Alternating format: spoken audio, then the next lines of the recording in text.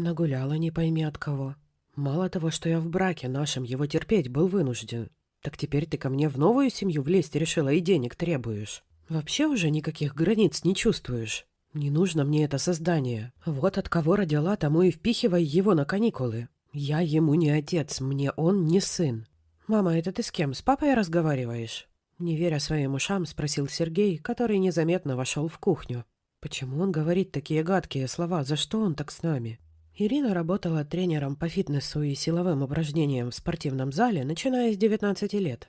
Она активно занималась спортом с подросткового возраста и имела множество достижений в спортивном плане, что и позволило молодой девушке активно строить свою карьеру именно в этом направлении. С Иваном она познакомилась на работе. Приударить за красивым молодым тренером пытались многие, но она почему-то выбрала именно его. Он давно ходил в спортзал, где она работала, и очень красиво ухаживал. Цветы в тренерской комнате, билеты на выставки и в театр, подброшенные незаметно на ее стол, комплименты и множество приятных слов. Ира и сама не заметила, как по уши влюбилась в Ивана. Они начали встречаться, а потом и жить вместе. Свадьбу сыграли через полгода. Пригласили всех друзей, родственников и знакомых. Гуляли в дорогом ресторане, чтобы запомнить этот праздник навсегда. Иван трудился на производстве мастером. Зарабатывал первое время неплохо. Да и Ирина нормально получала. Жили хорошо и дружно. В семье царила любовь и взаимопонимание.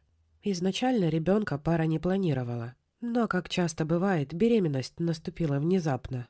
Ваня был очень рад и буквально носил супругу на руках, мечтая о сыне. «Эх, Иринка, я всегда хотел сына.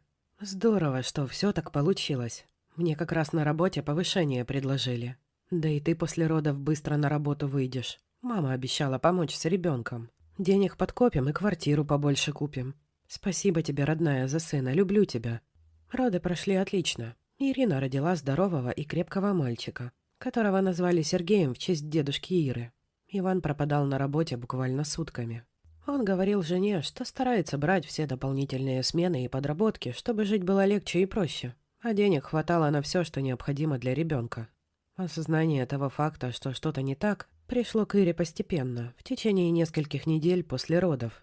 Муж приходил с работы в разное время, то поздно вечером, то уже ночью, а иногда вообще под утро. От галантного и любящего мужчины практически ничего не осталось. Он постоянно жаловался на недосыпание и усталость. Мог сорваться на супругу по какой-то мелочи и наорать на нее ни за что. Плач ребенка вызывал у него гримасу.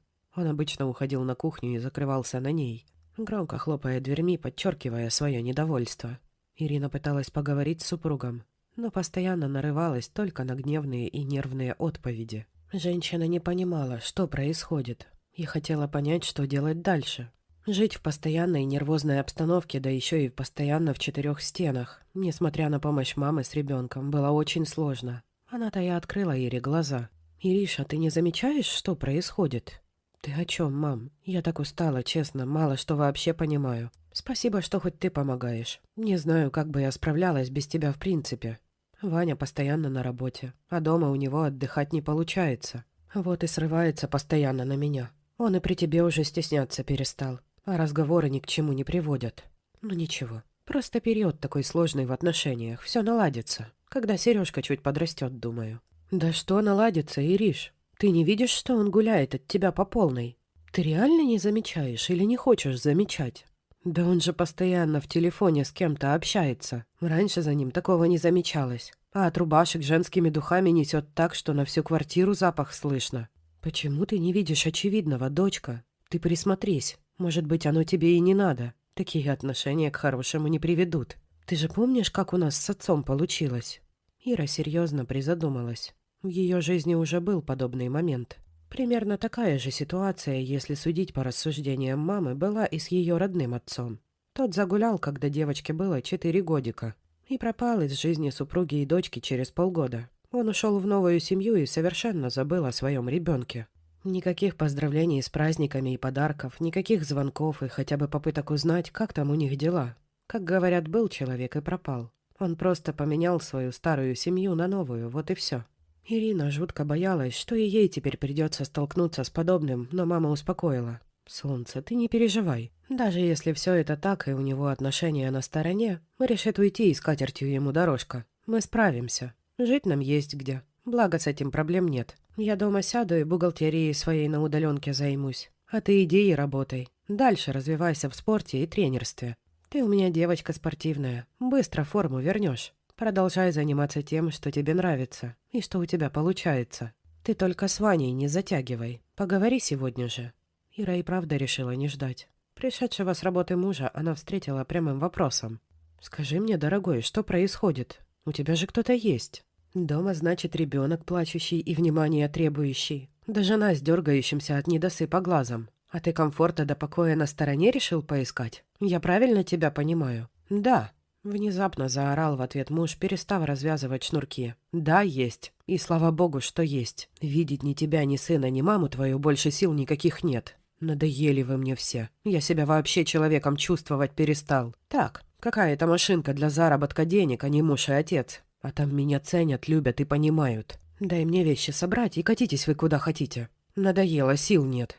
Не ожидавшая такой отповеди Ира ошарашенно наблюдала за тем, как муж, бормоча себе под нос бессвязные ругательства, мечется по квартире, запихивая вещи в большую спортивную сумку. Маленький Сережка спал в кроватке в своей комнате, ничего не зная о разворачивающейся между родителями семейной драме. Ира была права, когда думала о том, что ситуация сложится такой же, как была в ее детстве. Иван, уйдя из семьи, совершенно перестал интересоваться судьбой своего ребенка. Развели их достаточно быстро. На оба судебных заседания мужчина не явился. Впрочем, он иногда звонил и ругался на бывшую супругу, обвиняя ее в том, что сын у нее нагуленный, что он подаст на тест ДНК и все выяснит. Делать этого он, конечно, явно не собирался. Ведь и видеться с сыном и бывшей супругой он не хотел. От общих знакомых женщина знала, что Иван живет с новой семьей, и у него подрастают во втором браке 2 дочки. Мама Иру не обманула. Она перешла на удаленный формат работы и смогла помочь тем самым дочке выйти на работу. Ирина быстро вернула прежнюю спортивную форму и продолжила работать в 2 спортивных клубах сразу. Свободный график и индивидуальные тренировки со спортсменами помогали ей неплохо зарабатывать и развиваться как специалисту, которого начали ценить в профессиональных спортивных кругах. Годы шли один за другим. Сергей подрастал. В отличие от мамы, он выбрал не спорт, а современные информационные технологии. К своим 14 годам он делал уже серьезные успехи в фронтенде. Создавал сайты и помогал разрабатывать приложения на фриланс-биржах, подрабатывая и приобретая опыт. С отцом Сергей не общался. Тот не выказывал никакого желания, а парень и не стремился, понимая в душе, что ничего хорошего из этого общения не выйдет. За 14 лет Иван перевел бывшей жене всего 15 тысяч рублей. На 10 лет сыну на день рождения. Денег она у бывшего супруга не просила. Они с мамой без проблем справлялись с воспитанием парня. А тот с 13 лет уже сам зарабатывал себе на всякие полезные мелочи и собирал деньги на новый компьютер. На алименты женщина не подавала. Она считала, что это низкий поступок, и деньги, заработанные таким способом, им в семье не нужны. Перед 15-м днем рождения Сергея она решила все же позвонить бывшему супругу и узнать о том, не хочет ли он принять участие в сборе денег на компьютер, о котором мечтал сын. «Ваня, привет. Слушай, Сергей хочет на день рождения компьютер. Он большую часть суммы уже сам собрал. Мы с мамой добавим. Ты не хочешь участие принять?» «Так, слушай меня внимательно», — закричал в трубку Иван. «Не звони мне больше и не лезь в мою семью. Я убежден, что это не мой сын. Ты нагуляла его невесть от кого, а теперь пытаешься какие-то деньги с меня требовать. Он мне не сын. Я ему не отец, не надо больше мне названивать». «Мам, это ты с отцом моим по телефону говоришь?» Ошарашенно спросил вошедший на кухню Сергей, который услышал крики из трубки. «Ты положи трубку, пожалуйста, не трать на него нервы. Я не хочу с ним общаться, и не нужны мне от него никакие деньги и подарки. Давай про него просто забудем и все. Мы хорошо живем, у нас все получится. Не унижайся, он нам не нужен». Ирина послушала сына, но она твердо решила, что подаст на алименты. Никакой тест ДНК не мог показать ничего, кроме полного совпадения. У Ирины был только один мужчина в то время, как она забеременела в браке, это был Иван. Она решила, что деньги, которые будут приходить по алиментам, это деньги, которые по закону принадлежат Сергею. И лишними для него точно не будут. А общаться с этим человеком не стоит. All right, everyone's presentations are done. Nick, the manager, said as he tried to move the discussion forward. Excuse me, I haven't. I recently found out something. Nick interrupted me and began to speak. There's apparently someone in this department who didn't graduate high school and is just a part-timer. Meetings should be for employees only. Absolutely right. His lackey, Mike, of course, agreed with Nick. I'm leaving. After leaving the meeting room, I started to shut down my computer. I noticed that an email had arrived, not in my personal inbox, but in the company's shared email. Thinking, there's no point in speaking up, no one will listen, I went home quietly. The next day, I heard a commotion from Nick's desk. He was staring at his computer screen, his face pale. Nick! Is something wrong? Mike looked at the screen with him. And he turned even paler than Nick. Why is he so angry? Knowing the reason for Mike's distress, I thought to myself, serves them right. My name is Adam. My mother passed away when I was in the 9th grade, and I was raised by my father. Well, you could hardly call it being raised. After my mother passed, my father changed. He drowned his sorrows in alcohol, and though he still went to work, he squandered our living expenses on horse racing. Because of that, I had to start working part-time as soon as I entered high school. Every month, I went to the convenience store with bills in hand that couldn't be auto-deducted from my father's account.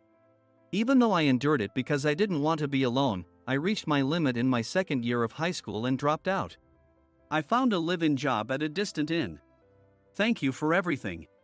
The day I left home, my father, still staring at the TV, spoke. Take care. That was our last conversation. Back then, 18 wasn't the age of majority, so I needed my father's permission to work, and I couldn't hide my place of employment. Yet, my father never visited me even once.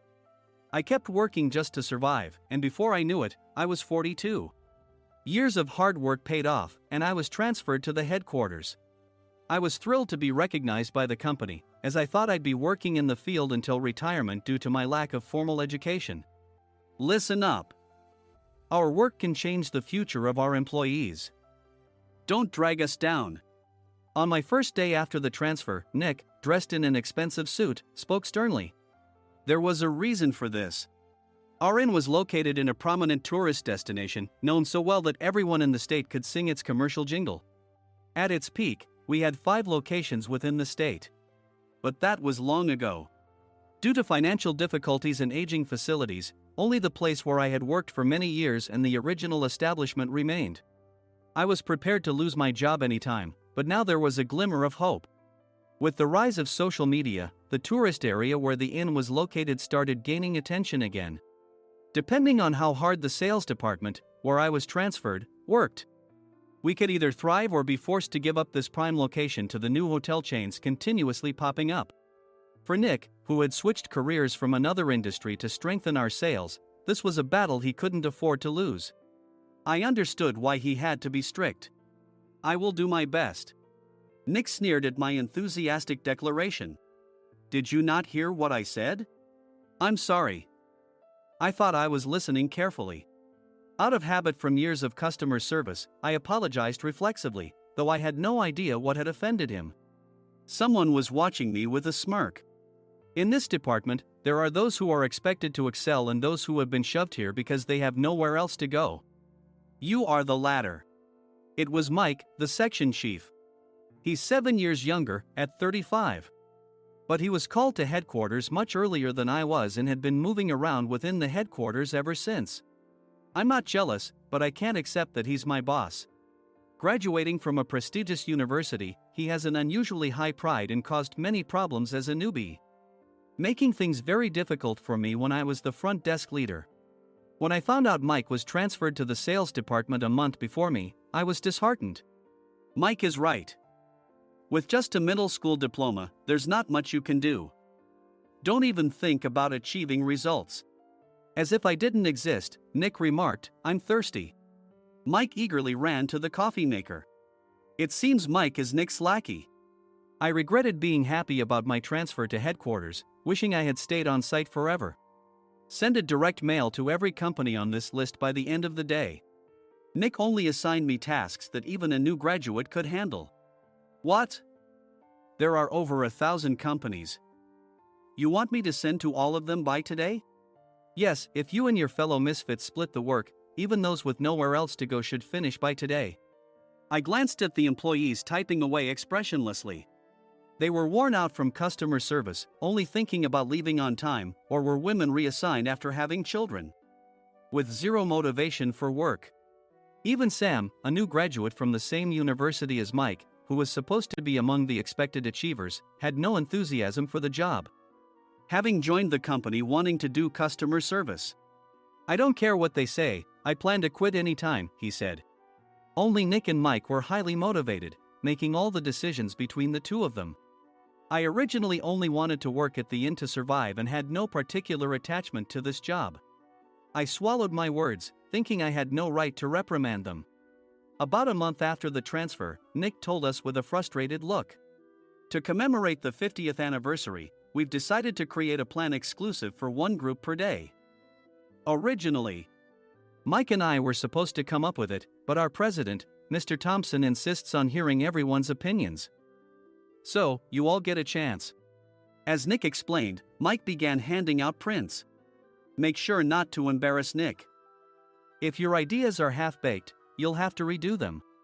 It seemed that they had printed his handwritten notes by Mr. Thompson, which included several questions and a section for free responses. It made sense why Nick had to seek our input, given that all responses had to be submitted to Mr. Thompson. We were given a week to think about it, and a meeting was scheduled to compile our ideas. My plan is to let guests enjoy both the old and modern America. Nick began the presentations. Guests would watch a master confectioner at a nearby traditional sweet shop make sweets in front of them. The welcome drink would be premium tea in a bottle. Nick's plan was certainly attractive. After his presentation, Nick called on us to present in the order we were seated. Just as I stood up for my turn. "All right, everyone's presentations are done." "Excuse me, I haven't. I recently found out something." Nick interrupted me. "There's someone in this department who didn't graduate high school and is just a part-timer." He was likely talking about me. I joined the company as a part-timer and was made a full-time employee when I turned 20. That was 20 years ago, so Nick and Mike probably had no chance to know until recently. "Meetings should be for employees only." Absolutely right. After that, Nick kept creating opportunities to solicit everyone's opinions, purposefully excluding me from speaking. The meeting unexpectedly heated up and went past the scheduled end time. A few people asked to leave, and the discussion continued with the remaining few. "Still here?" Normally, you'd leave in that situation. Though I had no attachment to the job initially, hearing kind words from customers made me want to make them happier. For someone like me, with nowhere to go, the inn was my home and customer service was my life. I felt pathetic about my current self. "I'm leaving." I left the conference room and started shutting down my computer. I noticed an email had arrived, not in my personal inbox, but in the company's shared email.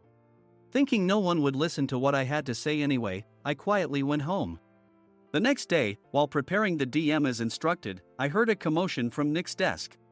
In his haste to stand up, he hit his knee on the desk. He stared at his computer screen, his face pale. "Nick, what's wrong?"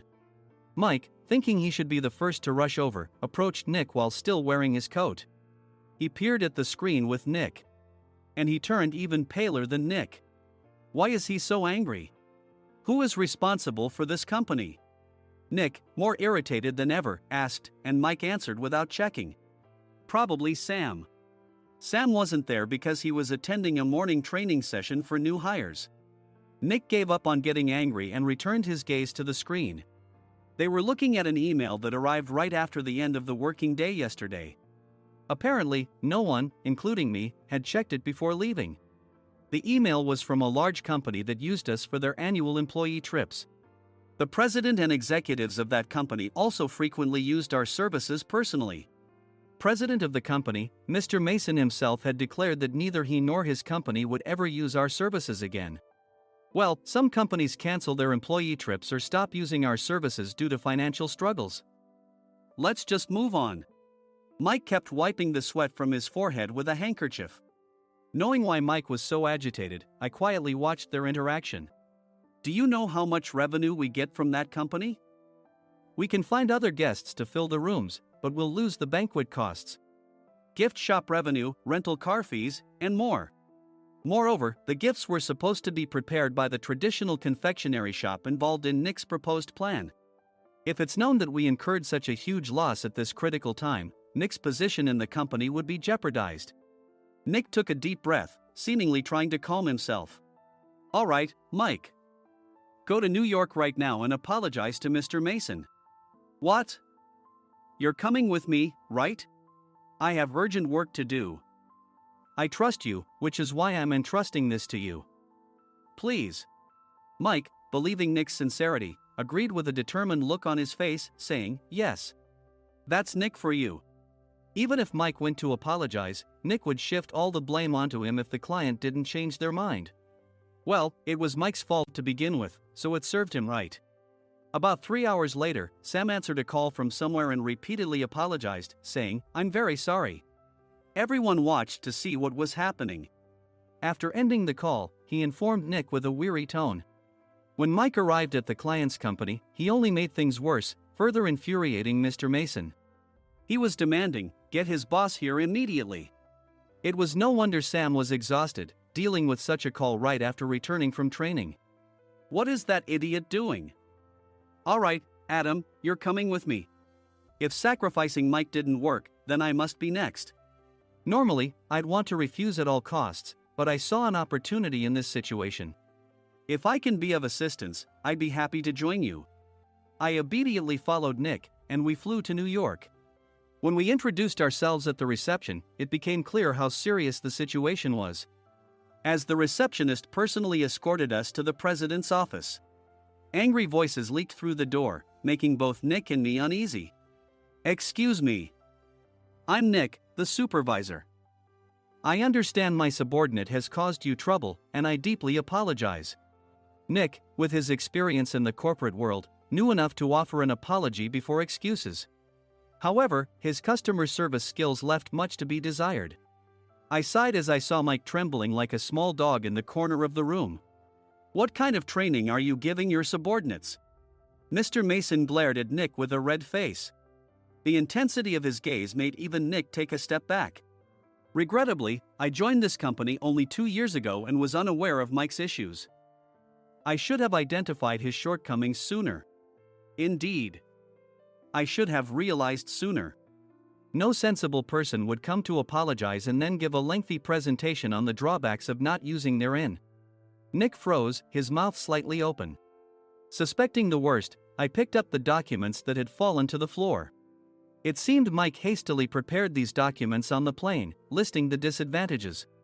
Disadvantage 1: if you change the venue for the company trip, employees might suspect it's for cost-cutting reasons, leading to a negative impression. Reading it aloud half-jokingly, Nick snatched the papers from my hand and checked the contents with a furious expression.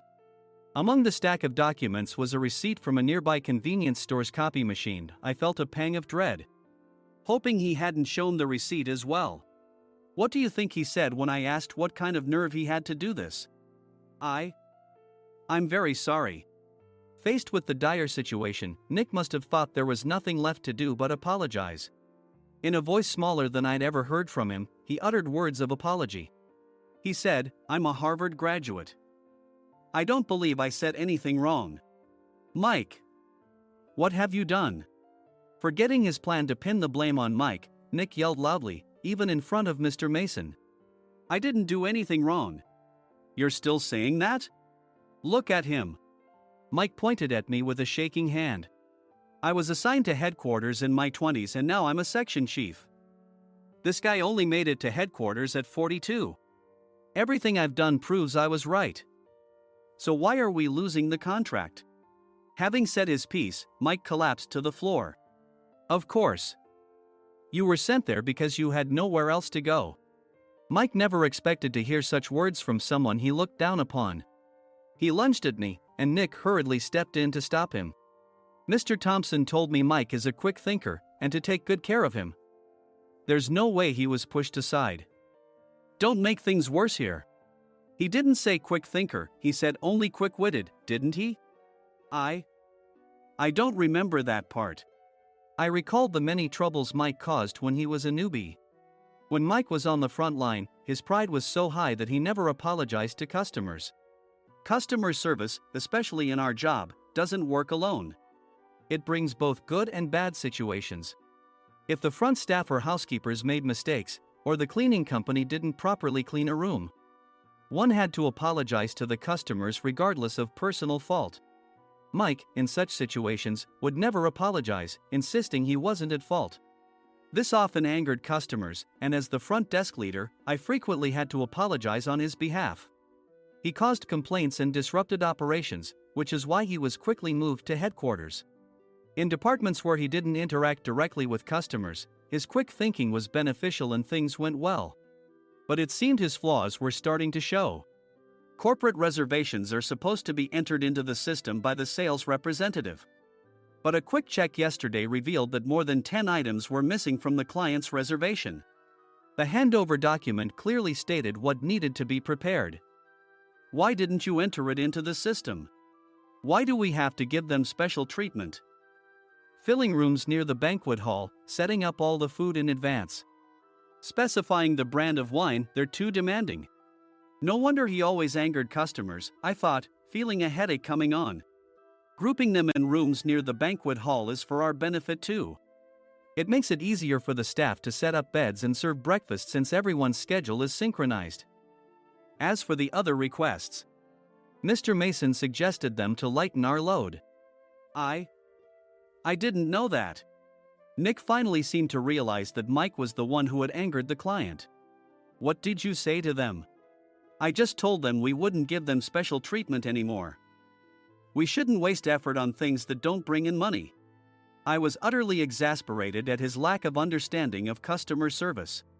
Of course, we shouldn't comply with unreasonable demands. But carrying over successful practices from past stays makes customers feel remembered and enhances their experience. Good memories encourage repeat visits. That's part of our job. I looked down at Mike, who was sitting on the floor. In our job, nothing is a waste. Mr. Thompson likely moved you to the sales department, hoping you'd finally understand this. How do you think he feels now that you failed to meet his expectations? Mike, tears in his eyes, fled the president's office. I was amazed he still hadn't apologized. You have it tough, Adam. It's okay, we're all employees of the same company. I deeply apologize for this disrespectful incident. Especially after all the care you've shown us. If it weren't for you, Adam, I really would have stopped staying here. When I heard you were moving to the sales department, I was willing to reconsider if you handled it. Seeing us talk so amicably, Nick's face contorted. Do you two know each other? Adam's service is excellent. I always requested him specifically. Normally, we don't accept specific staff requests, but we made an exception for Mr. Mason, adjusting my shifts accordingly. He had personally stayed at our hotel just before my transfer, and during casual conversation, I mentioned, I'm moving to the sales department soon. If I hadn't told him then, things could have been much worse. Please continue to take care of us. I look forward to it. On the return flight, Nick awkwardly offered me a can of beer. It's still working hours. Of course, I had no intention of forgiving him for a single beer. Nick might try to pin everything on Mike and avoid any consequences. While pondering this, a startling fact came to light. Nick, the tea bottles for the plan have arrived. I handed Nick a bottle labeled with our inn's name. They look good. What are you talking about? These are plastic bottles. I had assumed we would use the trendy, high-end bottling tea. But what arrived were ordinary plastic bottles of tea with customized labels. The only unique aspect was the label, which had the inn's name, making it look customized. Upon further investigation, I discovered that a substantial amount of money was set to be paid to the tea company. It was priced like bottling tea. Does this plastic bottle really cost $100 each? The tea inside is specially blended for us. The extra cost is for that. Wouldn't it be better to use another tea company? Or is there a specific reason we must use this one? As Nick continued to make excuses, I showed him a printed email. I informed the tea company's president, Mr. Mitchell, that we discovered irregular payments and he confessed. He said you two were high school classmates and planned to split the extra money. That idiot. Why did he confess? That's not important. You should worry about yourself, this could turn into a police matter. Opening the bottle cap, I suggested. How about calming down with this tea? It supposedly has a relaxing effect. Nick drank the tea frantically. In the following days, decisions were made about their fates.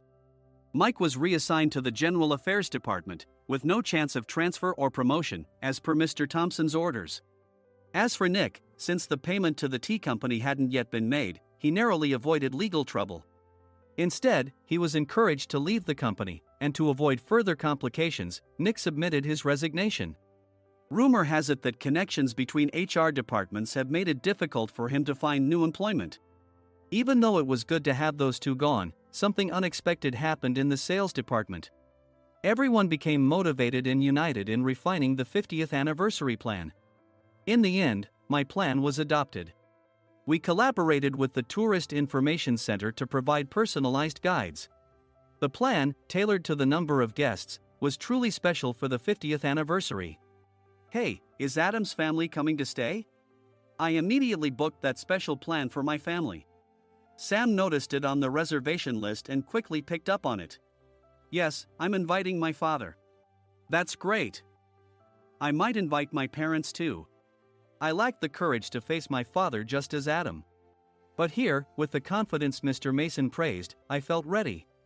The 50th anniversary plan was a perfect opportunity to reconnect with my father.